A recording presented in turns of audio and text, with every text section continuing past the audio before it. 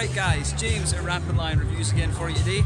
For this one, we are at Brewskival here in Helsingborg in Skåne in the south of Sweden. This is one of the best beer festivals in Scandinavia, so we're going to go and have a good time. I've got my little Brewskival glass. Big shout out to Brewski and to Hannah Gustafsson for sorting me out with a blog pass. We'll go around and we'll see what we can film today, and I hope you guys enjoy my first ever festival visit video. Cheers! Alright guys, first beer of the day then, and I thought I would start off with something just kind of light and fairly easy going, but also a little bit kind of sharp. So for this one we are going to go to Italy, and this is Lit Buchi from Seaman, which apparently translates to like 6 hands. It's 3 brothers that run this brewery. They're from Vicenza in Italy. This particular beer, it comes in at 5.7%, and you know, it's a special, I forget the grape variety when I read the Untappd, but this one is basically a Pinot Noir sour beer, this one. So as you can see, interesting colour on this one, a nice sort of, it's almost like a, you know, like an orange squash kind of colour, something like that actually. No head on it. Let's have a look at the aroma. Yeah, really big woody qualities coming out of this one. You can really get that in the base. You know, yeah, lovely big oaky woody notes. It's more of an oaky quality, a little bit of vanilla, and you can definitely smell some of that lovely kind of vinous, grapey quality coming out of this one. I mean, not the most kind of complex aroma that you're going to come across, but it smells absolutely lovely, and it's a good way, I think, to start off a beer festival like this. So let's have a taste of this one then, the Lit Buchi from Seaman in Vicenza in Italy.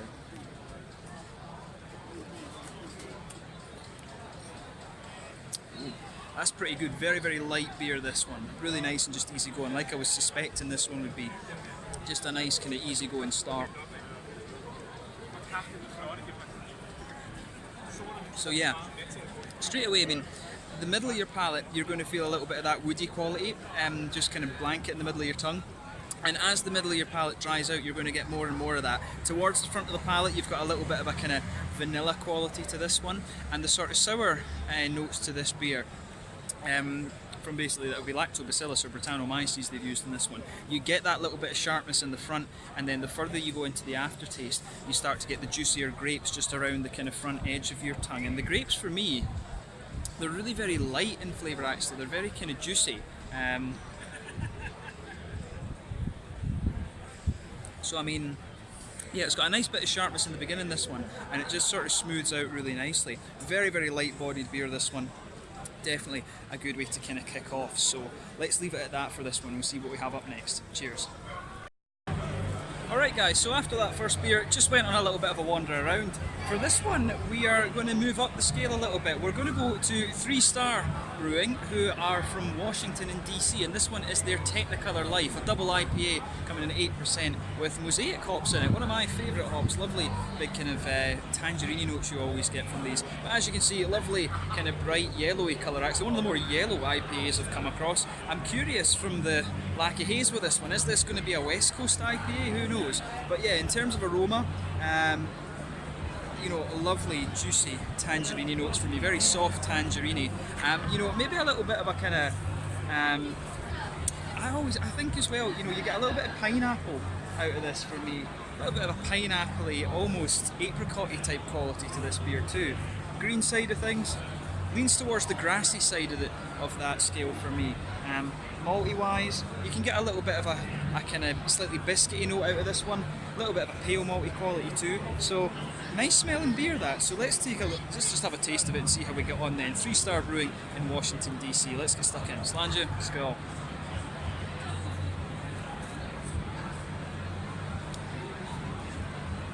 Yeah, that's pretty damn nice, I have to say. They'll get a thumbs up. If I wasn't holding my phone to film this, they'd be getting a thumbs up for this beer. So for me,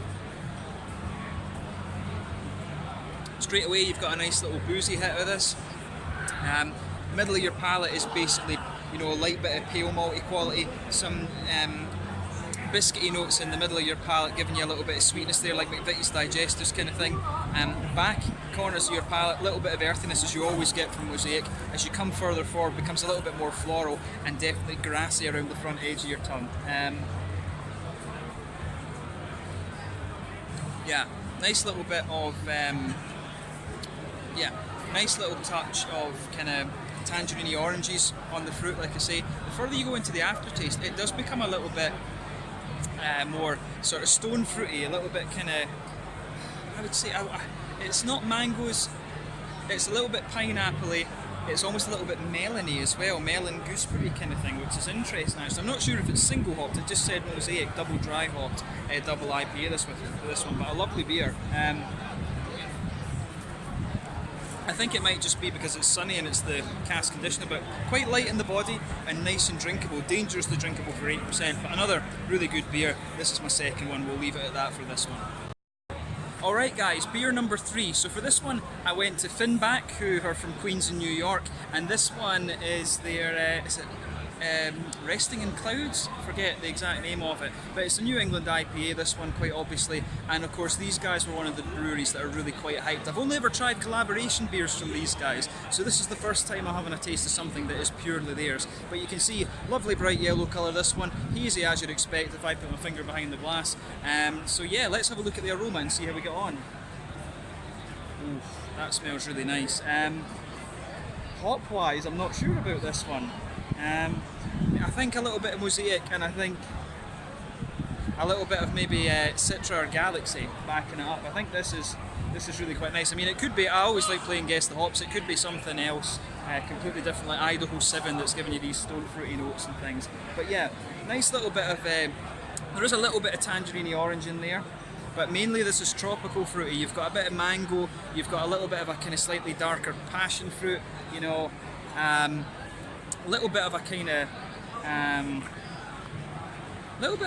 like lychee, gooseberry kind of thing on the front too. So it does make, I do wonder if there's citra in this. That could be the other thing. But I mean, regardless, it smells nice. Green side of the hops, grassy. Definitely more grassy than floral, this one. Pardon me. Malt base. This is definitely one of the more oaty New England IPAs. It's leaning towards that smooth or almost slightly sweet oaty note. A little bit of biscuit, a little bit of a white bready wheat kind of thing. Smells as you'd expect. Let's have a taste of this one. This one is I think the Resting in Clouds, or Floating in Clouds. I forget the exact name of this one, from Finnback in Queens over New York. Let's get stuck in. Cheers.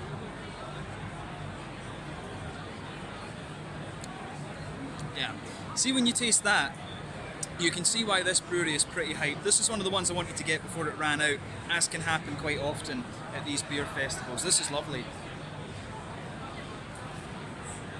So, malty side of this beer, the wheaty, bready side of things is very smooth.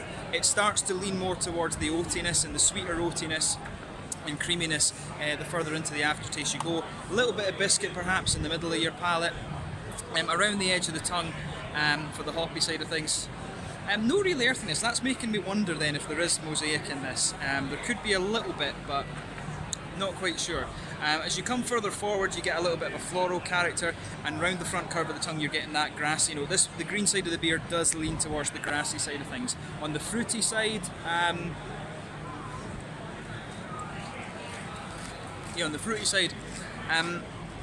little bit of that darker tropical fruit, but it's leaning towards this kind of more juicy mangoes, pineapple-y side of things. So yeah. There is a little bit of a kind of lychee gooseberry sort of thing the further you go into the aftertaste, but this is a lovely New England IPA. This one, the Cloud, I forget the exact, as I say, I forgot the exact name. I had to go back and check twice, and I still forgot it. But this one, the Clouds New England IPA from Finnback Brewing. This is really good. Mid-bodied. Very, very easy drinking, solid beer. I can see why this brewery is pretty damn hyped, and it's cool to try my first beer from these guys. We'll leave it at that for this and get another one. Cheers. Okay, so just to let you guys see exactly where we are, we're actually at the top of this kind of main concourse of the festival. So if you go down the left and right sides here, you've got about maybe 15, 20 breweries on each side, and then this is just the main seating area. So, you know, they've expanded the festival this year, and it's absolutely massive. Big mix of, the main kind of components of this festival are Swedish breweries, Danish breweries and American breweries, but there's a few things from Hungary. There's a few things from, there's a brewery from Mongolia that I still need to find, that I want to try. A few Italian things, one or two Spanish, a Portuguese brewery. There's a good mix of things here this year, one or two Estonian breweries as well. But I mean, this just gives you an idea of the scale of this whole operation. This is insane. Well done, Brewski. Alright guys, beer number 4 then. This one is the Flyby, an IPA, I think a New England double IPA this one, from Twin Sails over in Vancouver in Canada. I didn't spot this brewery on my first passing, but I saw it when I went round again. I was like, I need to try this one before I try the Mexican brewery that's there too. So, pardon me, this one should be really nice. As you can see, it's pretty much as you'd expect in terms of appearance. Hazy, bright yellow colour this one, pretty much what you'd expect. Aroma wise, it smells a little bit different from what I'm used to with Nelson Sauvin beers. There must be something else in there too. But definitely, you get a lot of this lovely kind of white grapey note out of this one, that white green grape quality that you're always used to with Nelson Sauvin. It's got that lovely light quality. Hallertau Blanc, incidentally, is another hop that is like that. And of course, you've got the Enigma from Australia, which is like Nelson Sauvin, but with a little bit of kind of, pardon me, red berries and stuff like that in it. So, interesting hop. Love Nelson Sauvin. But yeah, on the green side of the hops, definitely grassy, lovely green grapey notes coming out of this. The grassiness and the green grapes are dominating the aroma here. Underneath, you can definitely get a little bit of that wheaty quality coming out of this one. In terms of the malt base, you can smell that this one is a little bit more boozy, and it just smells a little bit thicker as well. Some of the oatiness is there. There is a little bit of a more kind of wheaty astringency to this one, so I do suspect they're maybe using the wheat to cover the alcohol a little bit, but that's understandable with a double IPA. But it smells really nice. So yeah, this one from Vancouver in Canada from Twin Sails, lovely beer this one. I'm sure it'll be a lovely beer. My brain's going already after 2 or 3 beers. But yeah, let's have a taste and see how we get on.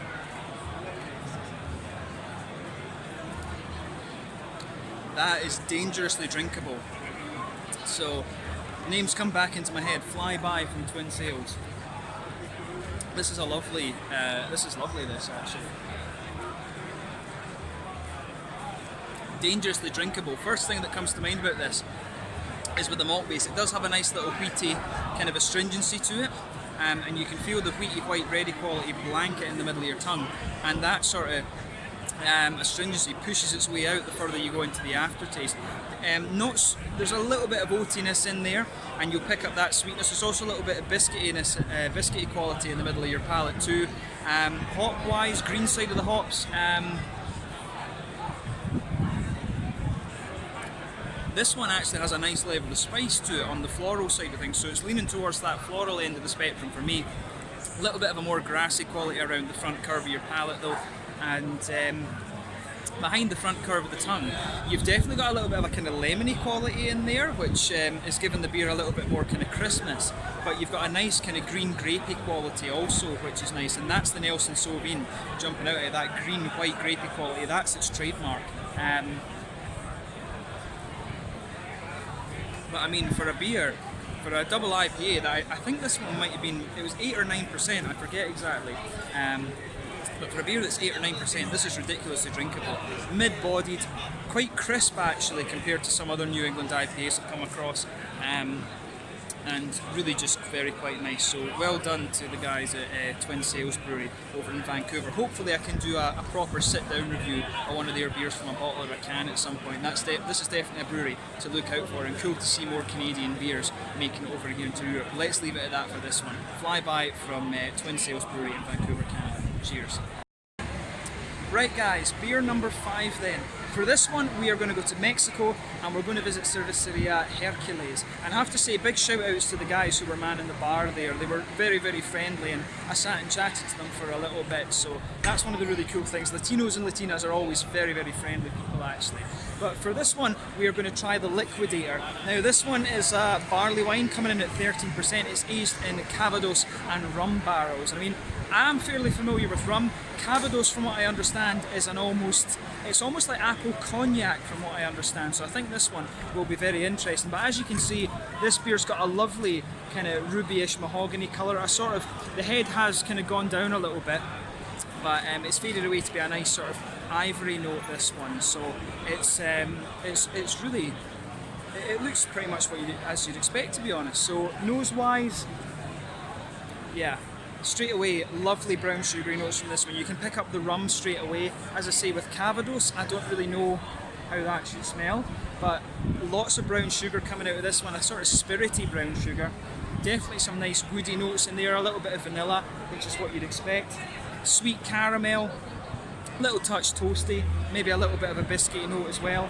In terms of fruitiness, you know, mainly juicy, a sort of, how would you say, like a sort of figgy quality coming off of this one. A little bit like dried, like sultanas, to be honest with you. It's not sharp enough to be raisins, more like a sultana quality. So yeah, lovely smelling beer this one, very sweet barley wine. So let's have a taste and see how it got on the liquidator from Cerveceria Hercules in Mexico. Slange Escal, it would be salud for Spanish, wouldn't it? So yeah, that's lovely. That's a really, really good barley wine. Big thumbs up to Hercules for this.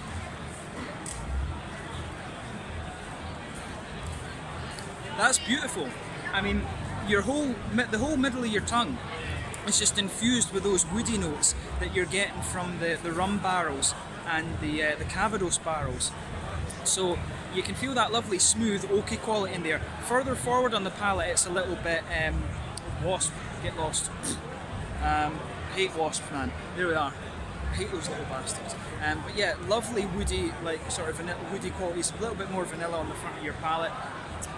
The brown sugars in this one, the thing that you'll always get with barrel-aged beers is the body thins out as a result of the barrel aging. But in the centre of your palate, you've got a lovely brown sugary note. It comes across as quite syrupy. It's a little bit lighter though because of the barrel aging. Little touch toasty. Not much in the way of biscuity qualities in this one, I have to say, but a lovely brown sugary base to this, and the way that the woody notes infuse into this is absolutely beautiful. That's what makes this beer. Hoppy side of things, back corners of the palate, you've got a teeny little bit of earthiness there. There's not much in the way of hoppiness to this one. I mean, this one's obviously been aged for quite a while, so most of the hoppy character has, taken that one down too fast. Most of the hoppy character has kind of dissipated in this, to be honest. But on the fruity side of things, it has a little bit of that raisiny sharpness. The further that you go into the aftertaste, you're going to get these more kind of dried apricotty, sultana type qualities out of it. It's a beautiful beer, this one. I really hope this is one that makes it to Europe, and I have to admit, I'd love to sit down and do a bottle review of this. So maybe I'll have to be cheeky and write to the brewery about this one and see if I can buy a few beers from them and get them to mail them. That would be awesome. That's a solid beer, and to see things like that coming out of Mexico, that's absolutely awesome. And that's one of the great things about beer festivals, you try things from different places. In terms of the mouthfeel, this one is definitely full-bodied, big oily mouthfeel, carbonation smooth, pretty much what you'd want from a barley wine, but a beautiful beer this one. So make sure you check out the Liquidator from Cerveceria Hercules in Mexico. Awesome beer this one, and I think I'll be writing to them to be cheeky and ask for a bottle, because this is that good. Cheers. Alright guys, so this is who I'm chilling with at the festival. Matthias, his brother Daniel, over here is Crazy Cala with his epic beer, and then over there is Alexander and Hung Wei. Crazy Russian, crazy Chinese people. They're enjoying themselves, we're all enjoying ourselves. More beer reviews to come in a minute. Cheers. Right guys, next beer in the lineup. For this one, we are going to Hungary. So this one comes to you from Zip Brewhouse in Miskolc, if I'm pronouncing that correctly at all. Probably not, because Hungarian is a Uric language, and everyone that I know has told me that this language is absolutely crazy. But for this one, we are going to Zip Brewhouse, and we're having a taste of their hoppy pills. So the thing you can see with this beer is actually more like an IPA kind of colour. It's a nice, rich, sort of amber kind of thing. It's, you know, it doesn't actually taste like a Pils that much. That's the thing. I had a little taste of it before the video. I mean, if you smell this one, it smells more like an ale. It smells like a kind of English golden ale or something like this, to be honest. So you've got nice bready notes to it, a little bit of caramel, a little bit of biscuit, sort of brown bready in terms of its malty quality, to be honest. You know, a little bit of biscuit, as I say. On the hoppy side of things, a little bit earthy, a little bit grassy, not much else, but I mean, you always think of Pilsner Urquell when you think of this style. You want it to be, you know, nice, light, slightly sweet in its malt base and grassy, but this one is very, very different.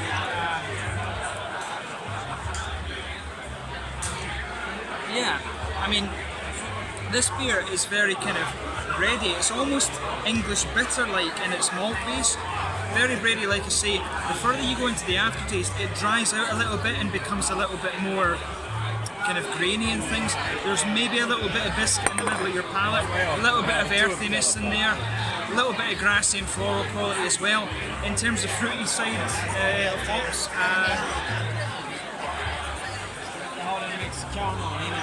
yeah, it's more along the lines of like sort of apple-y and peary, maybe even very slightly candied red fruit. So never a in my opinion, this beer is not a pils. This is more like an ale than a pils. It's not a lager beer at all. This. I don't really know what to make of this one, but I mean, I've heard there's some very, very good Hungarian beers. This one just doesn't match the style that it's marketed as. Sometimes you find that in the craft beer world. In terms of its mouthfeel, mid-bodied, carbonation's very smooth. It does have a bit of crispness in the mouthfeel. I'd say around 25 IBUs, a little bit. It's mainly smooth, slightly sweet in the malt base. But overall, just not a pils for me. This is not like what you'd expect from a regular pils, but it is cool to try a craft beer from Hungary. So that is beer number 5 that we're doing today. Catch you with the next one. Cheers. Alright guys, next beer that we're going to try then is the Zeugel from Genstallebräu in Hallendorf in Germany. So these guys come from the Bamberg region, and this is a brewery that I've been really impressed with. I've tried 2 or 3 beers from these guys, and if memory serves me correctly, this was the first one. So this one is a Keller beer, and you know, the Keller beers, as I've told you before, are, you know, slightly more kind of yeasty. It's a style that's native to Franconia in the northern part of Bavaria. A little bit more yeasty, a little bit more hoppy, you know, slightly higher in alcohol, but it's a beautiful traditional style of beer, this. So as you can see with this one, lovely, rich, kind of yellowy, golden straw amber colour, this one. It's kind of right in the middle of straw yellow and golden amber. But, you know, I've tried this beer before, I've had it in bottle. And when I saw that these guys were here, I just thought it's amazing. If you've watched the channel before, you'll know I'm a huge fan of German traditional beers, and I thought, you know, I have to review this when it's here. So for this one, straight away in with the aroma, you're going to get that lovely, bready, I'm pretty sure this is Weirmann malt from Bamberg that's in here. You get that lovely, white, bready German malt base to this one. I'm pretty sure there's a little bit of Pilsner malt in here to give it some crispness. You can detect that right away. A little bit of biscuit in the malt base as well. Lovely big German noble hoppy qualities. A slight sort of sweet earthiness. Really distinctive kind of floral aromatic qualities. And then you've got a little bit of that lighter kind of grassy note that you expect of the Hallertau and Tettnanger hops as well. And I mean, this is a beer, you could smell this and it smells just like it's come straight out of the tap in Franconia. It's awesome. And I mean, as I say, the thing with this brewery, with Genstallebräu, they take the traditional German styles and put them on steroids. That's what this brewery do. In terms of fruitiness, a little bit of a kind of appley, peary ester, sort of orchard fruits coming off this one. A little bit of a slightly lemony note in there. But I mean, overall, this is, in terms of aroma, it's lovely, very traditionally German. So let's get stuck into this one. This is the Zeugel, a Keller beer from Genstallebräu in Hallendorf in Germany, in Franconia. Let's get stuck in. Prost.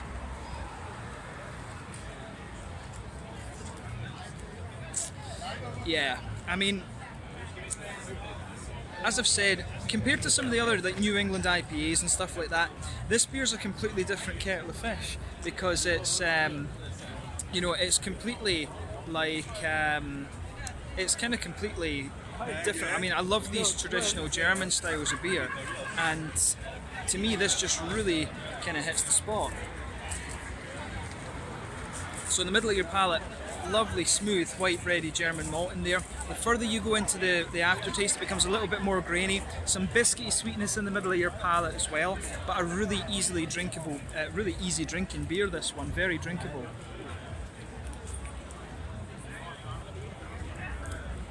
To me, I mean, when I've done home brewing, this beer tastes like some of the ones that I've had, the German style beers that we've brewed, that haven't quite been aged for long enough. I mean, that's one of the things that's getting me about this one, but it really suits the flavour actually. I like that about it.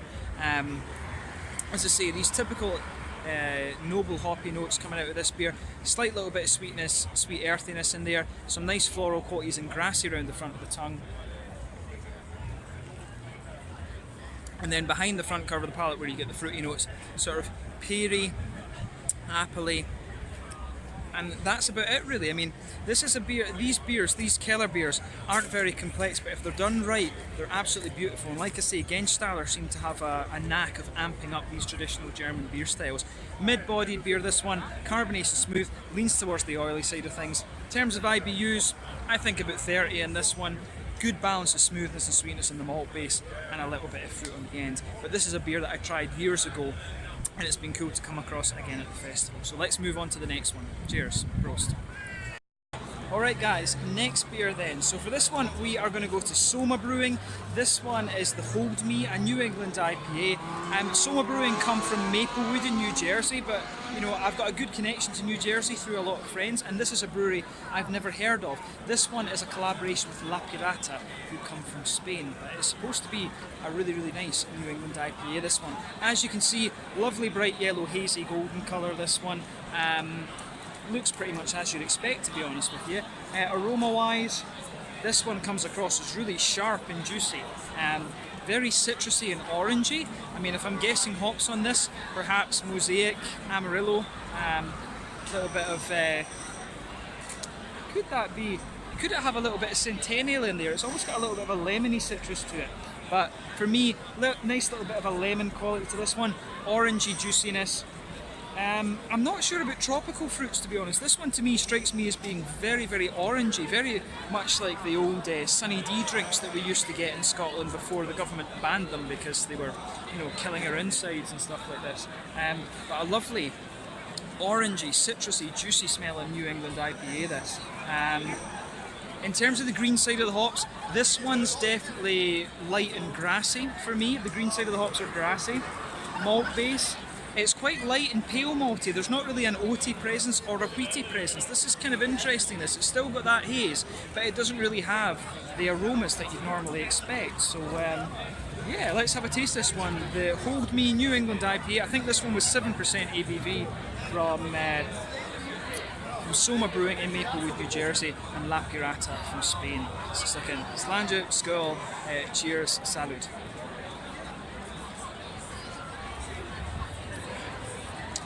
That has a fair bite to it when you drink it. That does. But it actually smooths out very nicely. For me, you'll get the pale malt right across the middle of your tongue. Again, you don't get so much of an oatiness or a wheatiness out of this one the further you go into the aftertaste. I mean, it dries out a little bit. And in fairness, you do get a little bit of a kind of astringency from the wheat. The wheat kind of pushes its way out of this one, but you get a little bit of biscuit in the middle of your palate too. On the green side of the hops, this one leans towards the floral end of the spectrum. Nice little bit of floral aromaticity around the front corners of your palate. Round the front curve of your tongue, it's a little bit lighter and grassy.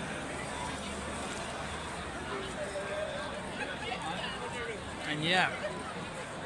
It's I mean, the malt base and the green side of the hops really go together in this one. This is a very kind of crisp, easy drinking New England IPA. In terms of the fruitiness, for me it definitely has a little bit of a passion fruit backbone.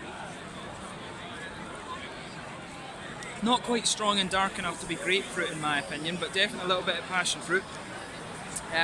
Lemony notes coming out of this one, bit of an orangey quality in there. I think there's a bit of galaxy in this, to be honest with you. I wouldn't be surprised at that.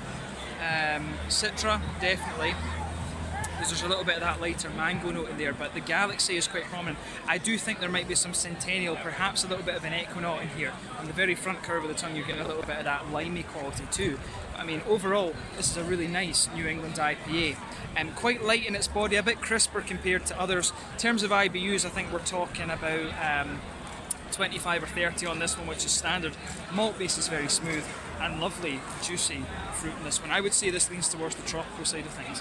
But a really interesting beer, this one. The Hold Me, a collaboration between Soma Brewing in Maplewood, New Jersey in America, and La Pirata from over in Spain. Salud, cheers. Alright guys, so I happened to bump into this little mad Welshman, Simon Martin from Releo Craft Beer. That's it, yeah. However we pronounce it, but we're going to have a little review of this doppelbock from, this one is a collaboration between Remelöv Gårdsbryggeri, who are from here in Skåne in the south of Sweden, just outside of Eslöv, near Lund.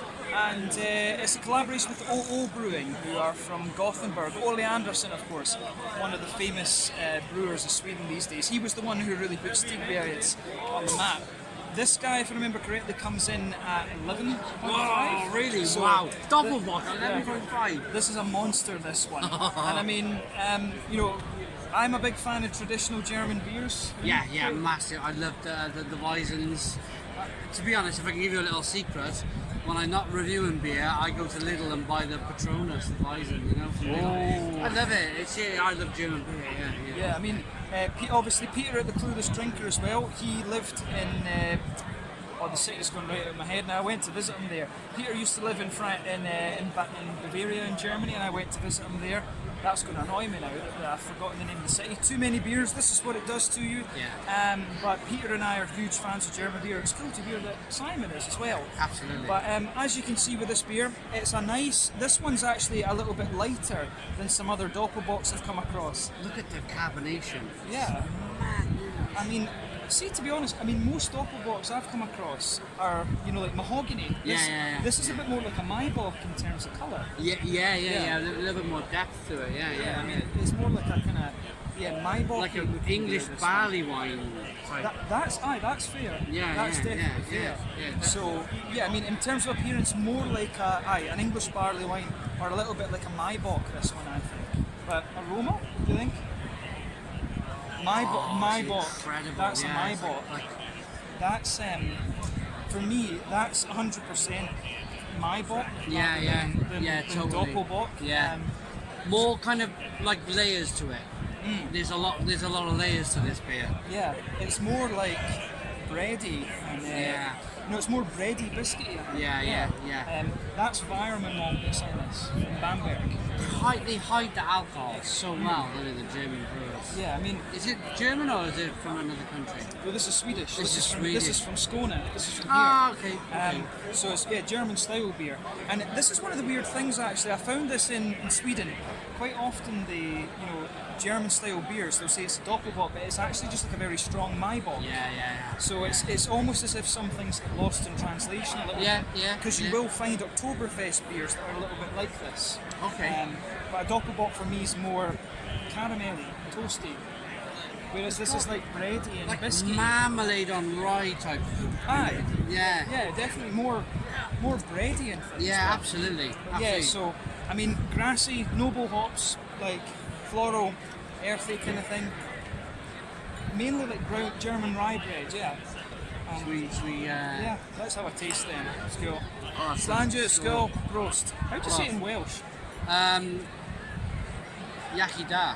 Yaki da, okay, yeah. Yaki da. Me learning a bit of Welsh daily. Yeah, here we go. Here we go. Slange, skål. So. Oh. That's good. Yeah. Should we do it together? Yeah. Stone the crows. Stone the crows.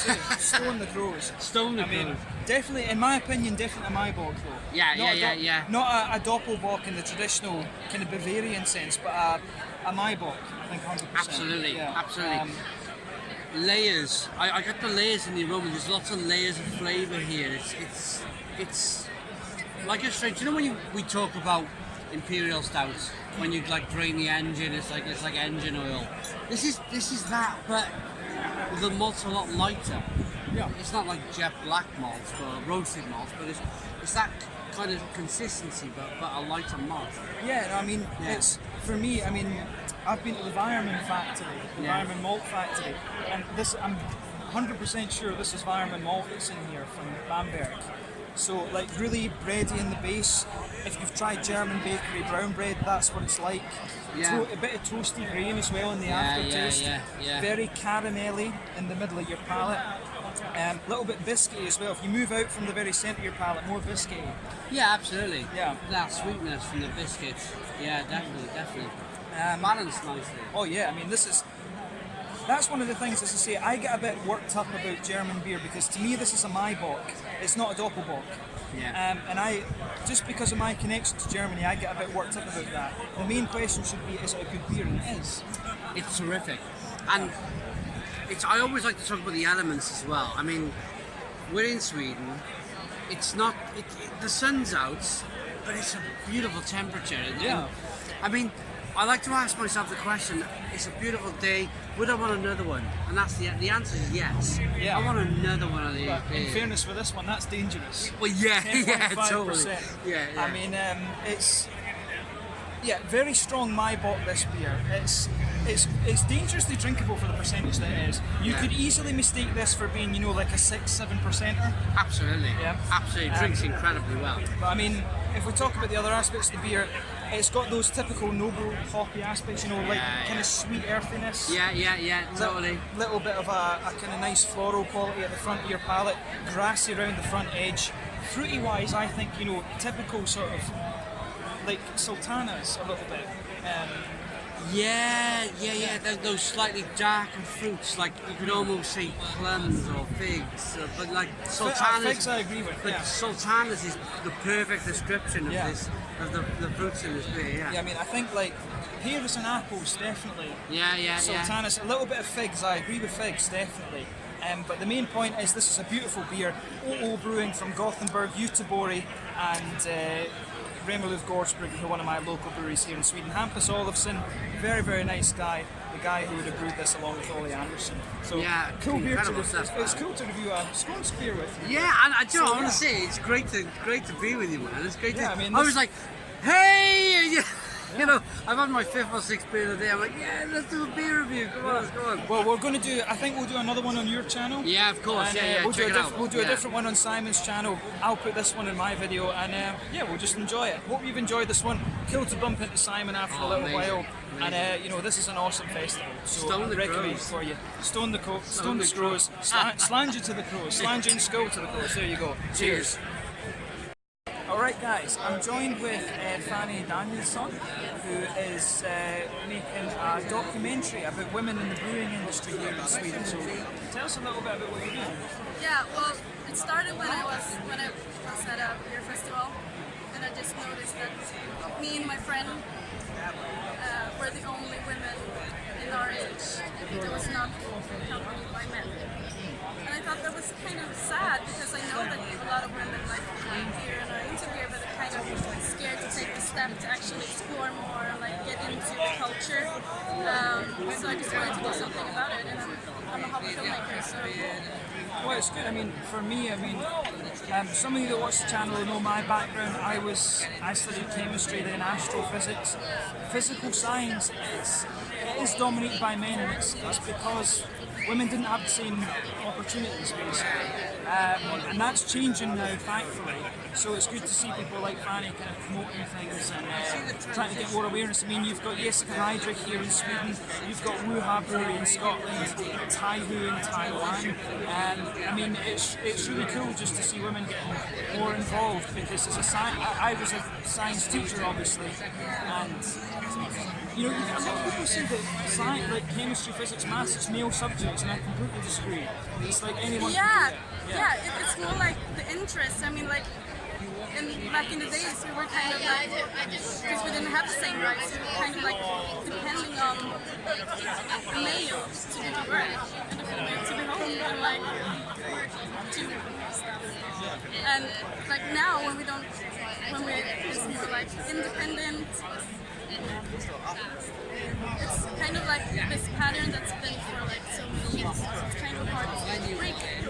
Yeah. We're starting to break it, and it's like I just think that it's like we need to get used to it. Yeah, I mean,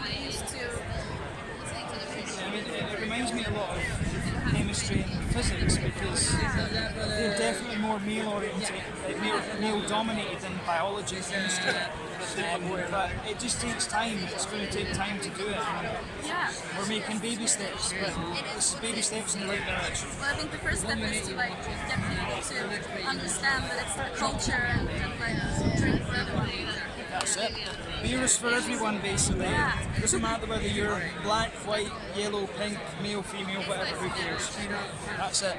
So yeah, cheers to Fanny. I look forward to seeing the documentary, and make sure you check out her stuff. I'll put the link to her Facebook page in the description below. Cheers, guys. Alright guys, next beer on the agenda then is the Liquid Sex Robot, a 7.9% double IPA from Untappd Brewery up in Stavanger in Norway. Now this is one that has been recommended to me a few times. If I remember correctly, it was David Hughes, who is one of my loyal Irish followers, that was recommending me this particular beer. So I've finally been able to try this one, but hopefully I can get get a bottle or a can of this one at some point to review in the future, because I think I'll appreciate it a little bit more then than I would now, to be honest, when we're 8 or 9 beers into this beer festival. But as you can see with this one, it's poured a nice, hazy, but quite bright yellow colour, this one.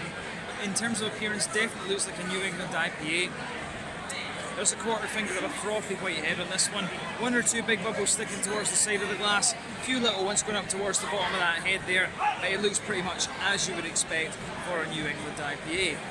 In terms of the aroma, that smells lovely and juicy.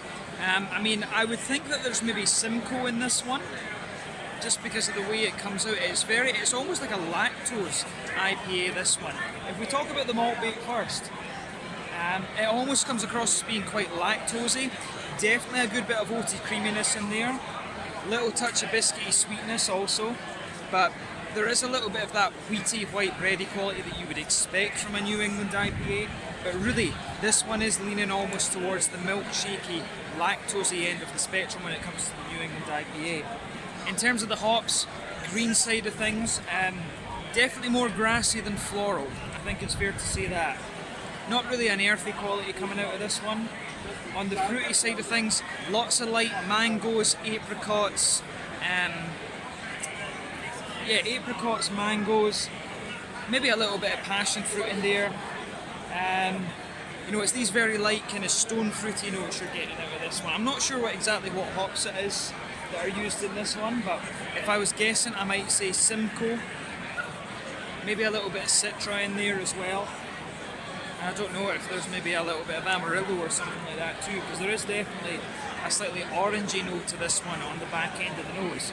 But let's have a taste and see how we get on. This one is the Liquid Sex Robot from Untappd Brewery in Stavanger up in Norway. Slange, skål.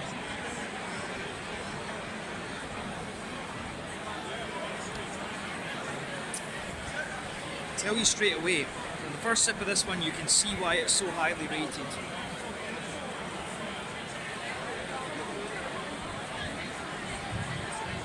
So straight away, you are going to detect the booze from this one. At 7.9%, it is a little bit heavy, not a problem. You'll feel that nice white bready, wheaty quality blanket in the middle of your tongue. In the very centre of your palate, you're going to get a little bit more of a caramelly note out of this one, which is covering the booze. Further you go into the aftertaste, you're going to feel a little bit of those astringent notes coming out of the wheaty side of the beer. Not very much in the way of oaty creaminess in this one, I have to say, in terms of the malt base. On the green side of things, lovely floral aromaticity to this one, almost a little bit spicy to be honest with you, which is really interesting. Behind the front curve of the palate, which as I always say is where you get those lovely, oily, juicy, fruity notes out of the beer. For me, it's a lot darker in the flavour than it comes across in the aroma. A little bit of dark grapefruit there, passion fruit is very apparent, mangoes are in there. You've got a little bit of a kind of pineapple-y quality going into the aftertaste of this one. There's definitely some sort of orangey, tangerine notes in there too. So I mean, you're talking like Azaka, Amarillo, Mosaic as potential hops in here. There is a little bit of pineapple in it as well, which might make me lean towards saying that it is Azaka. That it is Mosaic rather. But the main thing to take away is that this is a bloody solid double IPA. 7.9% is very, very solid. In terms of its mouthfeel, mid-bodied, carbonation smooth, leaning towards the oily side of things when it comes to the New England IPAs. Maybe about 40 or 50 IBUs in this one. The floral qualities of the beer are pushing their way out a little bit. Lovely juicy fruitiness, smooth malt base, but with a little bit of astringency from the wheatiness. I can see why this is a double IPA that's very highly rated, and I do hope that I can do a dedicated review to this one in the future. So the Lerbergati Brewery Liquid Sex Robot double IPA at 7.9%, awesome beer. I do hope I can do a more in-depth review at some point later on. Cheers. So guys, this is what it's all about at Brewskival. Holy smoked barbecue, a sandwich, just basically pulled pork, shredded beef and barbecue sauce. Just the good stuff, no vegetables. That's what we want when we're halfway into a beer festival. Look, we're rolling. Okay. So guys, big welcome to Peter, the Master of Hoppets, Hello. Master of Beer in Aalborg, Denmark. Thank you for appearing on the channel. It's, No worries, James. Pleasure. we've met in Copenhagen back in 2016. 16. 3 years ago. Yeah, so, but we never got around to actually filming anything together. No, we're just hanging out drinking beer with Rob. Yeah, that was it. Upsy. If I'm pronouncing, that's the Swedish pronunciation. Himmeril. Yeah. Or as we make fun of the Americans trying to say it, hemorrhoid. Sounds like they say hemorrhoid. Emerald. This is the thing with the difference between Danish and Swedish girls, Swedish ladies. So, yeah, this is. I spilled beer down her crack. Well, see, this is what happens. Swedish people very reserved until you give them beer, then they go nuts. But yeah, no, we never. Of course, two pretty guys standing here, they couldn't help themselves. We're fat. But yeah, no, so yeah, we never got the chance.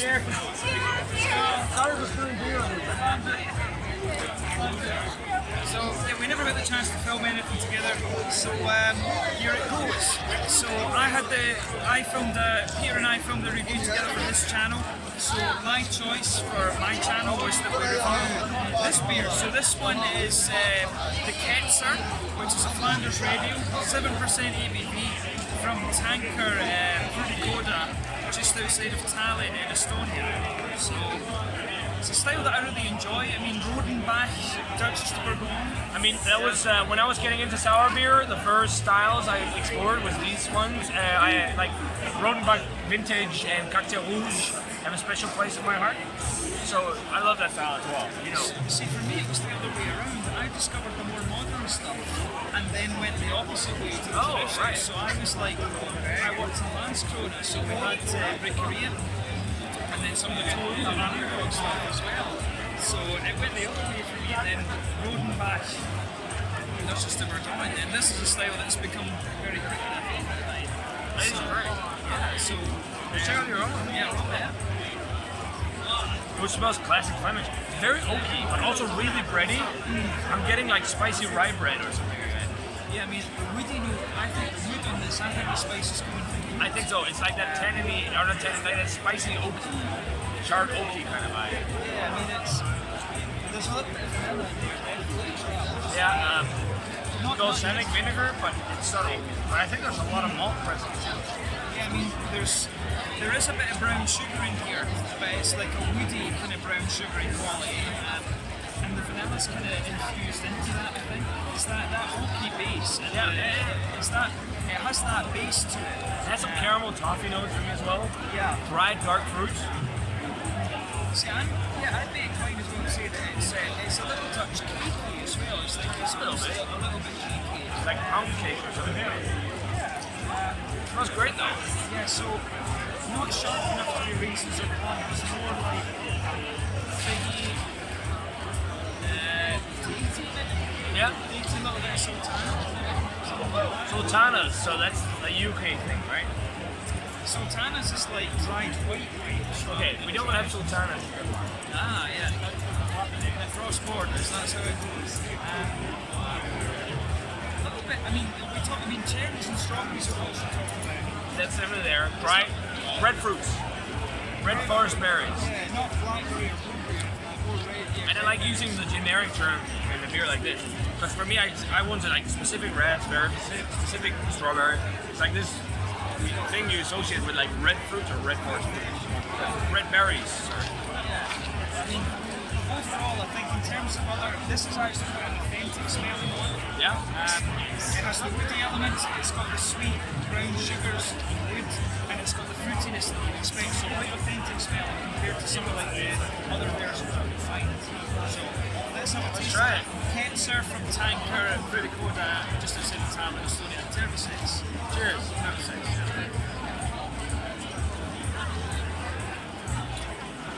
Very authentic. Super lightly tart. It's like it's sour, but it's not like one of these scraping sour beers. It's very authentic to the style in terms of that, because a lot of the Flemish sours are Flemish old wines. They're not like scraping sour. Yeah. For me, this is very sharp in the beginning, whereas The oak really mellows it out. yeah, this is the one, for me, compared to the originals, this one comes in very sharp, and then the way it mellows out is very authentic. But the difference between this and the actual original Belgians is that it's sharper in the beginning. That for me is the difference. It's really nice. The forest berry thing is kind of there as well, but for me there's more maybe balsamic vinegar. I'm getting a caramel vibe too, spiciness, and lots of dry oak as well. Yeah, it's interesting you say vinegar, because that's not a... It's not a description I would use, and I remember in one of your reviews that was a while ago, you used minty for one of the hops, and I was like, oh no, wait a second, that's good. So it's interesting that when you go between beer viewers, you find different words. And that's also because palates are different. So you have different experiences with flavors than I do, and the other way around. So you have different brand. That was very American. Yeah. You have different ideas about flavors and perspectives. That's part of it. Yeah, It's also I'm also getting some earthiness. in the aftertaste, yeah. I mean, for me, back corners of your palate is earthy, and as you come further forward from that, it's sort of the back of your tongue is quite woody, a bit more vanilla focused on the front. Yeah, a little bit. Yeah. The brown sugary, almost butterscotch. Yes, and that's also something classic because there is a lot of these styles, or these examples of this style, have hints of diaspora. And I can see that in this actually now that you say it, there is a bit of a butterscotch vibe. Yeah. And it also could be malt, but yeah, and it's something that's acceptable in the style. Yeah. So I mean, the other butterscotch is more American term. Werther's original. Yeah. More. Yes. My grandfather had them when I was a kid. We always got in there. English sweets mean British digestives. I can never remember being here. But I mean, the maltiness in this, the malty and yeasty qualities are quite solid and authentic. But sharper in the beginning, smoother at the end. The hoppy side of things, I mean, very lightly earthy. Belgian hops I've always found are, they're almost like they have more German character, but they've got a little bit of that darker English quality. I think some of the earthiness could also be from the yeast, not necessarily only the hops. But one thing I also noticed a little bit is like, you talk about vinegar, it has hints of acetic acid, but most of it is lactic acid, it's that milky sour. Yeah, no, yeah, in fairness, I get that as well. Fruity side of the beer now, Yeah. It's like dried cherries, as I said, red forest berries. But your scale, so you do out of 10? I don't really do a scale. I like to compare beers to other beers. Mine's a bit more wishy-washy. But didn't you do a scale back in the day? I can't remember, to be honest. I mean, I always compare them to beers. I would compare this to, say, a more wood and malt-centric Rodenbach. Because Rodenbach Grand Cru is also more sour. I would agree with that. At the same time, I'd say that it's sharper in the beginning. Yeah. So I think, more... But it's very authentic. Yeah, it's very authentic in what flavours it has, but the way they come out is quite different. And I mean, that's common for me. If you try German traditional beers brewed in America, it's the same. Yeah. So as long as you've got all the flavours there, it is about how they kind of come out. Body-wise, fairly light bodied, I think, this one. Dry, yeah. Carbonation's quite soft on this. Smooth malt's a little bit sweet. Bit minimal hop, sharp, hard meat, tart, juicy fruits. Everything you want from a Flemish sour ale. A bit sharper at the beginning, a bit more wood, yeasty centric, but exactly what you want. So Definitely worth a recommendation. yeah, so this one was Tanker Brewery from just outside of Tallinn in Estonia. So Peter, thanks for having me. Thank you. And check out Peter's channel if you're watching. box reminding you don't know him, other way around as well. So yeah, awesome. Hope you've enjoyed this Brewskival. I might do 1 or 2 more reviews, but we'll leave it at that for the moment. Okay. Sanjay School, 36. School! Hi, man. Yeah, that's awesome. That's fun. Alright guys, another beer for you then. So this one is from Birra Miata, who are from Toscana, Tuscany in Italy, and this one is the Aldo, which they're describing as a wheat beer. I believe this one comes in at 5.7%. So as you can see, this one is an, it's quite a nice dark yellow, hazy golden colour, which is what you'd expect from a wheat beer, to be honest. You can see on the top of this one there is a sort of quarter finger head, which is pure white. It's not creamy or anything, pure white head. In terms of the aroma, I would say nice sort of German base to this one. I mean, it's not quite as sort of banana-y and clovey and candied as you would expect from like a German Hefeweizen or something. But to me, the aroma of this beer comes across as being a little bit more kind of Helles or even Pils-like, to be honest. So it's really interesting in that regard. So nice kind of strong, smooth, white bready quality in there. I would say a little bit of a sweeter biscuity note. Some nice sort of noble hoppy qualities in there. A little bit of earthiness. A little bit of a kind of floral aromaticity to it, some grassiness too. In terms of the fruitiness, I would say you've got a little bit of banana from the yeasty qualities in the beer, a little bit bubblegummy too as well, but by no means are the sort of banana bubblegummy flavours as pronounced in this beer as they would be in a German take on this style. So a little bit of an appley, peary ester coming out of this one, some lemony kind of grassy notes. So aroma wise, this is kind of what you would expect from a wheat beer. So let's have a taste of this one and see how we go on. This one is the Aldo, a 5.7% Italian wheat from Birra Miata in Toscana in Italy. One of the more unusual breweries that you're going to find here at Brewskival in 2019. Slanja at school, would they say salute, I think, in Italy. Yeah.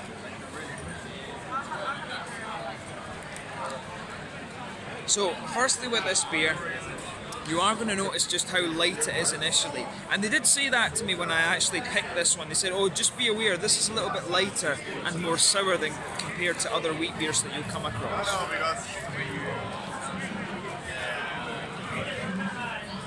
So yeah, this beer, it does have a little touch of a sour edge to it on the front of the palate. You will pick up a little bit of a kind of sharpness to it on the top of the mouth, very edge of the tongue.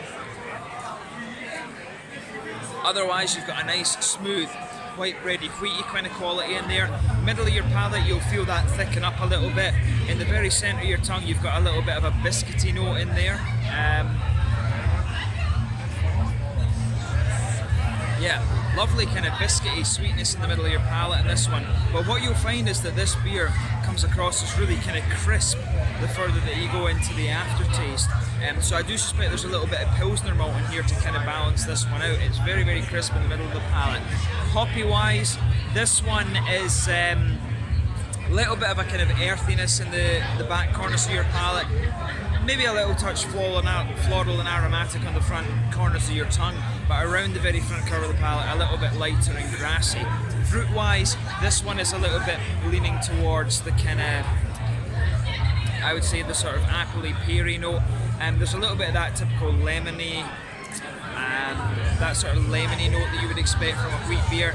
And in terms of the body, I would say that this beer is a little bit lighter compared to some of the other ones you're going to come across. I can see exactly what Birra Miata meant when they said this is a little bit of a lighter, more kind of sour wheat beer. It definitely fits into that regard. So I would describe this as light-bodied, crisp carbonation. Mouthfeel overall is quite wet and crisp in this one. Malt base is very smooth, little tiny touch of sweetness in there, little touch of hoppy bitterness. I think you're only talking 15 IBUs though with this one, and a little touch of fruity juiciness too. But definitely cool to try my first Italian wheat, and I hope you've enjoyed my first Italian review in a little while. So let's leave it at that. The Aldo from Birra Miata in Toscana in Italy. Cheers. Okay guys, so a little sign-off video then here from Brewskival 2019. It's been a really awesome festival. It was cool to catch up with Simon Martin from Real Ale Craft Beer, the Real Ale Guide, and also with Peter Jensen from the Master of Hoppet. So that was really awesome, and I'm sure I'll catch up with Peter at some point in the future. He was inviting me out to Aalborg, and I'm sure he'll want to come back to here in Skåne at some point too.